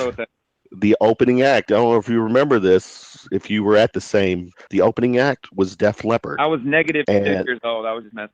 Okay, fuck you. So Def Leppard stole the energy of the crowd that night. A lot of people did not expect what they got from Def Leppard to open up, and it was clear that they stole the show, and so that I could see you guys getting a shot like that, and something like that happening. So. Yeah, that's definitely the goal. Yeah, negative. Lauren and I went to see a show recently at Headliners, and we felt, I can't remember the guy's name now off the top of my head, but we went to see Cody Jinks, who was really good, but they blew him away. Like, we were so impressed that it was kind of like, it is one thing, like you say, in Russell's favorite word because of his motivational books and stuff, but energy. This guy's energy was so intense, it just. Mm-hmm. And I'm perfectly secure with that. Yeah, I know. Russell is a walking self-help book of it. Yeah. I think I'm going to be a spiritual guru eventually. I feel that coming on. Eventually. I think so too. I mean, all you really need to have a good successful cult is like 10 or 12 people that just give you their money. Exactly. Yeah, but I'm gonna need a what the church people call a praise and worship leader. So I'm gonna be looking for you for that. Perfect. If you don't mind, this is a nice little segue, Kevin, because I know following you on Facebook and outside of music, you do throw a post here and there in regards to the whole political scene. If I may ask, what has been your take on President 120th days? Let me stop you right there. You can't alienate. You can't make a country artist. I don't know what his opinion is, but you can't make a country artist alienate his fucking audience, Kevin. Come on, buddy. We got to skip over this shit. He does it. He's done it himself on his Facebook. I've looked at it. So I know. I'm trying. Listen, as the cult fucking leader here, I'm calling this one off because I can't have my praise and fucking worship leader alienating half of our cult. Yeah, I think that all of them are terrible. Most of my posts are just about how bad one particular person is, but that moves from person to person. So I don't really, like only politicians I seem to really like are like when Morgan Freeman was president in that movie. I thought he was awesome. Yes. I'm really that's about. I'm much more philosophical than political. I like to discuss the ideas behind the politics much more than whether I want absolutely all right shit sandwich in my right or shit sandwich in my left hand. Or the turd sandwich or the deuce nozzle. Or, I mean, all the puppets in the puppet show are shit. Yeah, that's pretty much the way I feel. Are you thinking that? Are you saying that we're dealing with a puppet show right now? I mean, definitely. I feel it's the same way the way I feel about like someone watching. No offense, but people like The Big Bang Theory. To me, like our news and our politics are pretty much, they have a laugh track in the middle of it. It's like listening to the radio where everyone has to do radio voices or, welcome today. Like, I don't understand why you need to speak that way if you can tell me that, someone got shot. I just don't understand these weird fake modes of communication. Like, that's why I love the whole, with the internet and podcasts where people actually sit down and talk to each other, like adults. And hey, welcome to Shooting from the Lip. Hey, welcome to Shooting from the Lip, where the back of the sack is the best on wax. Next on the mic is Kevin Hale interviewing Kevin Cummings, and it's going to be a great time, everyone. Yes. listen to Lauren. We hear the lady in the background. We love Lauren. I'm pretty sure I'll live to make ladies laugh. Especially all ladies. The pretty ones too, Russ. Yeah. Especially the pretty ones. All right, well, check this out, Cummings. Yeah. Here's a little quirky thing we do. We call Round of Shots, where I'm going to throw some questions at you. First concert you attended? The first concert I remember seeing was, what was her Amy Grant. How gangster is that? Amy Grant was my mother, my sister. You know who that is? Isn't that straight gangster? Vince Gill's wife now or something? Yeah, she's like a Christian Paula Abdul. And none of those things are compliments in that context. It was just terrible, terrible, very wholesome pop music. But at the time, it was a huge arena, so it was pretty much the greatest thing ever. But I mean, I don't know, in elementary school, so. Yeah, I think she was the first time I heard. Now tell me, did Jesus really live forever? Oh, oh, oh. That was her biggest hit. Yeah. Well, I think it's the first time I heard of Amy Grant. She did a duet with Peter Cetera, if I remember right. So I'm dating myself as well. So Amy Grant. All right. Number 2. This is a good one. Let's see how honest Mr. Cummings is. Tell us the last picture you took with your phone. As I see, I don't know if I'm not hearing her giggle here. So, this could be trouble. Probably I'm guessing picture it was a picture definitely a picture of a cat. Yeah, okay. all actual cat and dog pictures, because Lauren just got a little kitten, and I'm not really a cat person. I like dogs, but it's a kitten. You can't be a person and not like kittens. So yeah, that's what it is. So of course Kevin Hale's gonna try to turn that into a pussy picture, but it's a kitten picture. Yeah. Meow, chicka, meow, meow. What you gonna say? Number 3. During a Kevin Cummings gig, what would be a pet peeve? Not anyone says turn. Not kittens. Yeah. I hate that. But number 1 would definitely be if anyone is offended by a joke and then feels the need to tell me more than once, because that usually doesn't go over well, and then I become less than nice, but usually in a very humorous way. But yeah, that's probably the it's okay to be offended, but going back to what you all were talking about right before I started, I think walking out is a fine example of free speech, as Russell said. So yeah, if you don't like my show, just go away. Yeah. Have you had motherfuckers? Yeah, I've been to 1 to a million Kevin Cummings events, and Kevin, you speak freely on the mic. You enjoy. You're having fun. Has it been a situation or a time when? I think the fact that people listen and laugh very consistently, and then I keep getting hired and paid, I think is a testament to the fact that people aren't really offended all the time. It's just a small amount of people that need to yell, so it seems like more people. Has there ever been a situation where it got kind of uncomfortable? Well, not that you probably. Yeah. Really? Okay. Of course. Consistently. I mean, I think if you're going to throw out, I think about someone like a Louis C.K. or George Carlin. I mean, think about the most offensive or the best in general bit by George Carlin or Louis C.K. or anybody. Those fell flat really hard for a while before they ever succeeded. Those people and those jokes.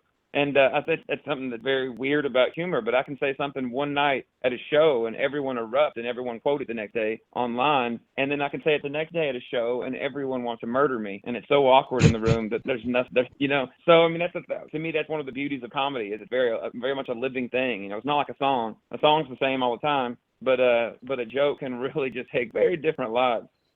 Or do you consider yourself a comedian? Kevin, Hold on, Of course Russ. he is. That's oh, do you? I mean, love comedy. As much as I talk, I do a lot of it, whether I'm a professional comedian or not. But I definitely I feel like I've seen people talk about my music or comedy is not doing my music, at least at solo shows. But I love that part of it. I mean, you can go see I was going to say someone strip away songs all night at a lot of bars, but I think that hearing somebody make you laugh is something memorable. just to be able to sing. Yeah, just sing and laugh. I mean, I personally think if you feel like you're a comedian, you got some comedy skills. In your case, Kevin, you're already up there. You could pull the comedy routine off as well. Good God, that's kind of an ultimate. And then, I mean, wow, you really do have them in your hands. It's a testament that the MC controls the energy, and conflict breeds enlightenment. So that's what happens. He's up there. He's entertaining on one level, and then he introduces a little conflict to bring the energy. You got to keep the energy like moving around. You can't just keep it high. You got to bring it here, bring it there, bring it down, bring it up. It's the response technique, as I've told you, Kevin Hale. You got to feel the energy, respond to it, bring it down where it didn't expect to go, and then bring it back up, and then bring it to that fucking crescendo where everybody is just like, oh my God, this motherfucker. I don't know if what he's doing, but he's got me in fucking control. That's for goddamn sure. Well, All I like right, to think now the whole show is one crescendo, but yeah. Number 4. Give us tell us a Kevin Cummings guilty pleasure. Wow. No. Guilty Girls. Guilty Gilmore pleasure. Girls. That is super guilty pleasure. I love that show. There's no reason as an adult man that I should enjoy watching the Gilmore Girls, but I do. It's a great show. It's great. Yeah. Russ. He didn't say. What? I don't think he said a retro feminine pleasure. He said a guilty pleasure, Kevin. Retro feminine. He said Gilmore Girls. Let him. All right. Next question. This one, Kev, I need you to give me 3 celebrity females. Give me 3. And one of them cannot be Bruce Jenner. Just 3 that exist, or 3 that exist, currently exist. Celebrity females to you. Dead or alive? Jennifer Lawrence. No, not dead. Jennifer Lawrence, J Law. Go ahead. And Scarlett Johansson. Scarlett, yeah. All right, this is I just named a lot of girls I've dated in the past. I was gonna say there's some connection there, and we'll get it. But ex-girlfriend. This is we don't do fuck, marry, and kill because kill is kind of at end all be all. So this would be fuck, in this fuck, case. Fuck. No, this is fuck. Those are just going. Like I didn't know I was supposed to give you varying answers. That was just fuck. But see, that's just it. I couldn't know. Then you would have already answered the question before I asked it. So this is not this. In this case, it's fuck, marry, and dominate. So who would you? Let's start with Mary. Who would you marry of those 3? J Law. Yeah, all day. All right. Right on Sunday. All right. Who would you fuck? Scarlett Johansson. And you would just dominate. If I had to. I mean, I wouldn't do that, of course, but theoretically, if I had to, that wouldn't be the worst day in the world. No, it wouldn't. Pretty good. Russ, yeah, he played that well. All right, last one for you. Kev, you have access to a time machine and can go anywhere in the past. Your living past, pre-birth past. Where in the past would you go? Spend a day. Man. Yeah. I think I'd have to see. I'd have to go back and see. Everyone. The whole year 0 was pretty significant. So anywhere from 0 to 30, I just want to see what all that was about. 0. 0. Yeah, that's the best. That is the best answer. So ever. That is Mr. the Cummings best. Would go back. He would go back to the fucking event horizon. Being able to say like the Big Bang, like I'd love it. Like I guess my ultimate answer would be like the Big Bang, like that. That'd be pretty awesome to see, or whatever that was. But outside of that, yeah, I think 0 to 30, Middle East, that would be pretty interesting. 0 to 30. So it's safe to say that Russ. It sounds like our guest tonight here thinks the Earth is older than 6,000 years.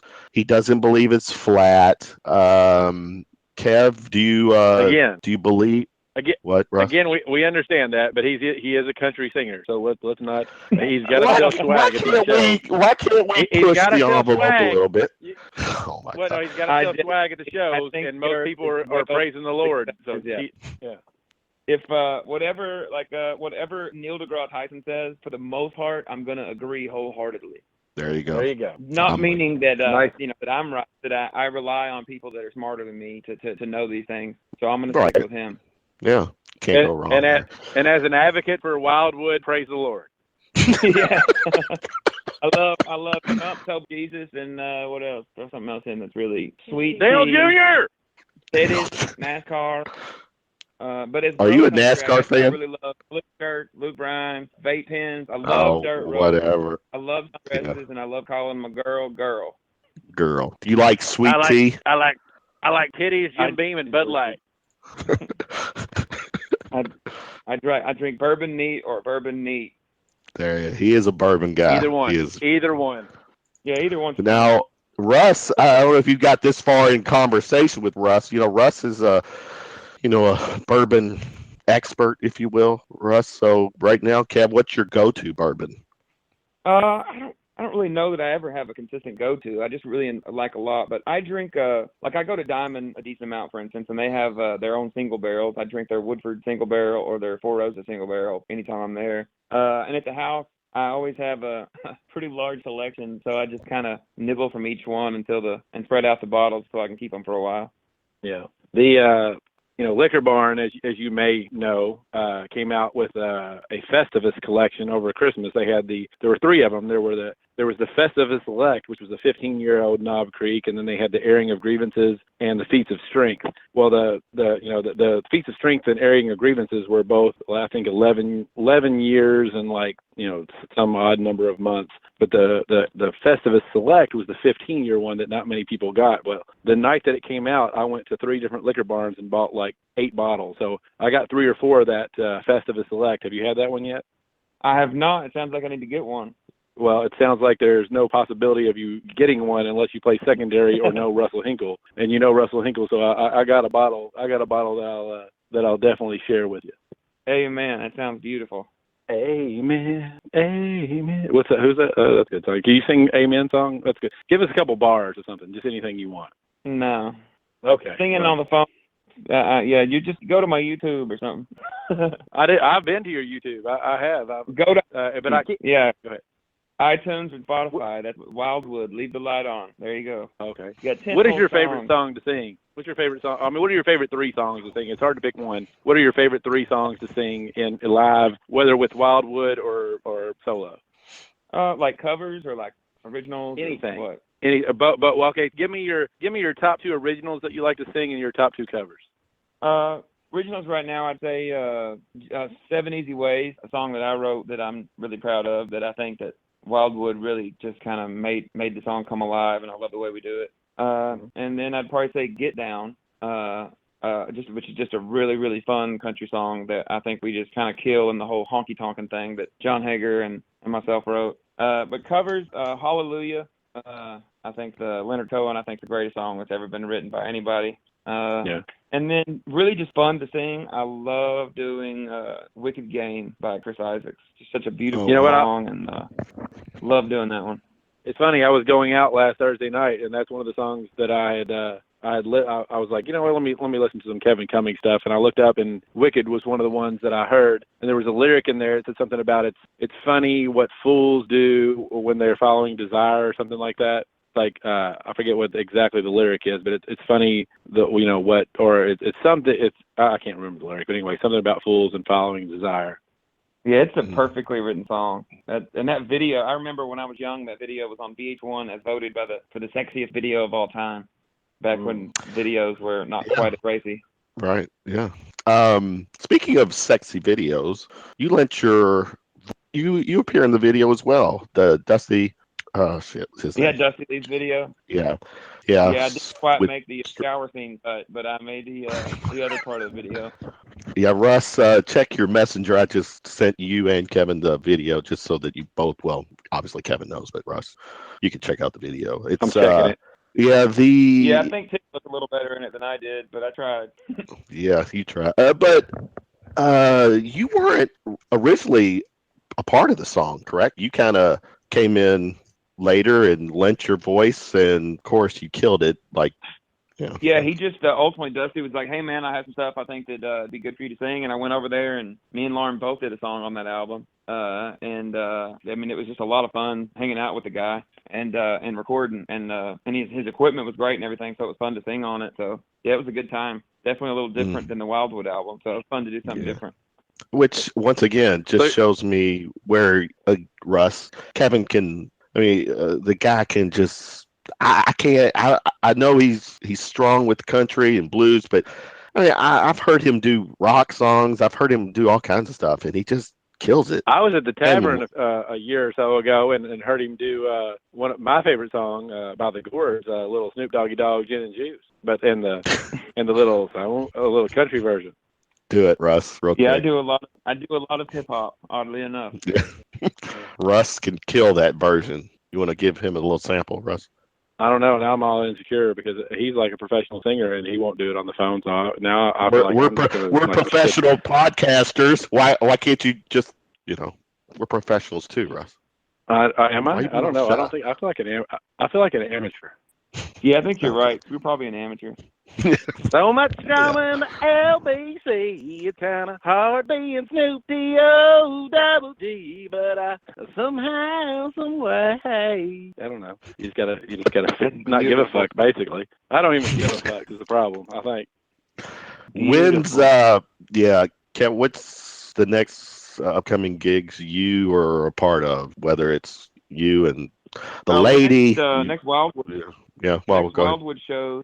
Let's see. That's a good question. I know we play. We're playing soon at. Quick with the plugs there, huh? Yeah, I really am. I'm really looking at my phone right now. I know I have them saved somewhere. Speaking of amateurs, hey, I'm way better at being on stage than I am telling people when I play. But being on stage is the easy part. Yeah, mainly. I mean, we post our shows. WildWood Music 502 on Facebook. Yeah, we play soon at Wicks, New Albany. We're playing at the Levee soon, which the last time at the Levee was a great time. So I'm looking forward to that. Yeah. And then we're doing the Country for the Kids benefit, which we did last few years, which is a great event, charity event. So all those things coming up. Yeah. Where's the Country for the Kids going to be? Is that Wicks? Is it Wicks? Yeah, the Country for the Kids is at Wicks. And what's the date on that? That's tremendous question. Actually, it's late. It's I think sometime in June, right? Yeah, I literally messaged my band. I was like, "What?" Was, and then I figure out where. You'll Russ. Yeah. Jake's right now. Jake, this is what Jake's doing right now. He's like, that idiot. I just told him when the gigs were. But anyway, June 3rd, we're at Wicks and all that. Okay. June 3rd? And July 30th is Country for the Kids. And also July. That's right.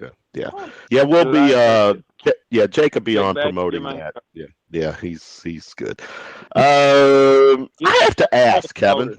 Yeah, you've been doing the music scene here quite a bit. Are you comfortable what's your favorite venues to play? Are you okay to say? Yeah, for sure. Solo, I like playing Diamond because people really, really listen, and I get to say whatever I want. And I feel the same exact way about Baxter's. I play Baxter's every Tuesday, and Nick has been nothing super cool with me and all the staff there. Right. And so I love the fact that I'm working with them, and people really sit down and listen to music there. I don't have to just keep it upbeat. I can really just play stuff that I love. And as a band, Baxter's would definitely be my favorite because I just feel like we've had every show there. We've had a great crowd. But the Levee and Bistro 42 has been amazing to me. Judy, she might be a little biased, but I think she actually likes my music too. But me and Lauren obviously playing there. So yeah. There you go. I like very cool. I play. I'm pretty if you pay me to show up, I'm already on your side. I could be out working hard or working 40 hours a week. So anytime someone wants to hand me money to come play music, then I'm not gonna be upset with you. There you go. I feel like absolutely. I feel like Lauren was on the show before, Kevin. Is that true? She's been on before. Yeah. I think she was on the Tuesday night. With Greg and myself. That's just fucking great. Don't invite me to the Lauren show. What a dick. Yeah, I know. I didn't want. I wanted her all to myself because you would have hogged up a lot of the conversation, and Such a selfish prick. You would have been talking about her it. energy the whole time, man. I know. Hey, yeah, Russ. you gotta stick with what you know, man. You gotta stick with what you know. Do you have like a cord bracelet on right now, Russell? No, but my tinfoil fucking hat is on point, so you just quit hating. I believe it, man. I love it. Oh, very Dude, cool. every time I think about bourbon and Kool-Aid. Yeah. Hey, listen. The good news about my cult is it doesn't end in poisonous Kool-Aid. It just ends in a big, love fest. That's what it does. Yeah. I think you pronounced orgy incorrect. Yeah. Orgy? Love fest. I don't think that's what you meant. Oh, yeah. Okay. I was trying to keep it with a good energy for everyone. See, back to energy already, man. This guy's already. So I meant energy. You knew what I said. You knew I meant orgy, but not everybody's ready for orgy, Kevin. Right. Listen, I feel energy. Don't worry. Your energy's all good. Stay with me. Oh, well. Man, tonight, Russ, let me throw out some Jared Matthews' first segment came on, killed it. Jared's awesome. And Kevin Cummings ending the night, man. This has been this is one of my favorite shows. I also want to say a very important fact that I have no financial gain in this, but Dano's seasoning, my man Dano, so it's a buddy of mine that has seasoning that he's been pushing on Facebook. I may even write a jingle for him, but just because I use it so much. But check out Dano's seasoning on Facebook. It's amazing. Really? That's literally, I love that dude and that seasoning.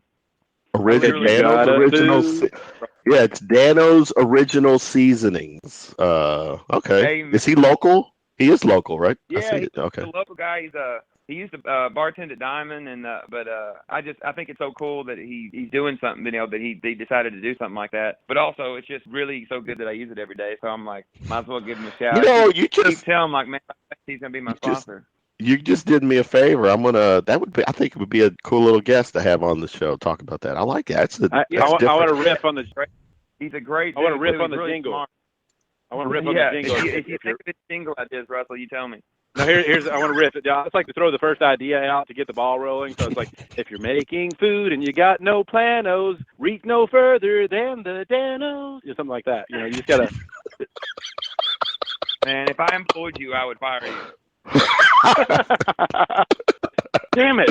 That's just to get the ball rolling, Kev. You gotta like brainstorm, man. Let's stop the ball for now, and I'll pick it back up. Nice, Russ. We gotta make it a point to go hang out with Kev. Hang out. You ain't gotta talk me into that shit. I can tell you that. I know he's one of my favorite people here in the music scene. I mean, I love listening to him, but he's actually even better person. I enjoy his company. So, and you've given us good company tonight. Mark, we'll be at the Levee, not this Thursday, but we'll be at the Levee every Thursday together. Or not the Levee. I mean, at 8 Up. Excuse me. We'll be at 8 Up every Thursday, start the week at 8 o'clock, 7 o'clock. Yeah, 7 o'clock. So, and that's a great spot and a great gig, and awesome to get to play with my lady. Yes, the lovely. I bet that brings a really positive energy. You know what they say? Sin plus energy is synergy, and that's what we're looking for. Sin plus. Yeah, energy. I agree. Kevin, I love you both, came on man. and Good killed talking it. to you. Yeah, had fun. Thanks, brother. We'll see you soon. Beautiful woman. Yes, please do. Kevin Cummings, Russ. He is, man. This guy's so fucking cool, so fucking talented. Good God, he's talented. Too cool. And too yeah, talented. Just too talented, too cool, too sexy. Way too much. Strong energy. Yeah, strong energy. Strong energy. Killer show tonight, man. Between Jared and Kevin, you and Jamie put up a nice little verbal sparring, if you will, a little bit. Tonight was the most that you two kind of went. Though I think you pick at her every show to try to bait her into, bringing it, and then tonight she brought it. Granted, you might not have agreed or not agreed, but I'm pretty fucking ruthless with her, and she holds her own. Tonight you took it up a notch, but she brought it back, man. So I like that. Good show, fun show. So, anything, Russ, you want to speak of before we sign off? Well, I do want to, bring up not to be a party pooper, that whole shit that's going on over in England, the suicide bomb, Ariana Grande concert. Yeah, it's just so fucked up. This goddamn world, man. So Can you hear me peeing on the ground right now? no, but I take your word for it. Before we sign off, you can find our I'm gonna shows lean on into it a little bit. iTunes and YouTube. Shooting from the Lip, Twitter at the Shooting Lip. You can like us, follow us on Facebook and Instagram. Also, shows on Sunday and Tuesday nights. Tomorrow night, which is tonight since it's after midnight. I do think I hear something now, Russ. Tuesday night, check us out. Greg Unthink and I will be talking to some local musicians. That's our Tuesday night show. So for my man Russ Hinkle, for myself, Kevin Hale, we wish everyone a wonderful night and a good Tuesday. Peace out, Russ. Hey. Peace out, Lowell. Signing off, shooting from the lip, pissing from the dip. You know what I'm saying? Good night, people. Nighty night, buddy.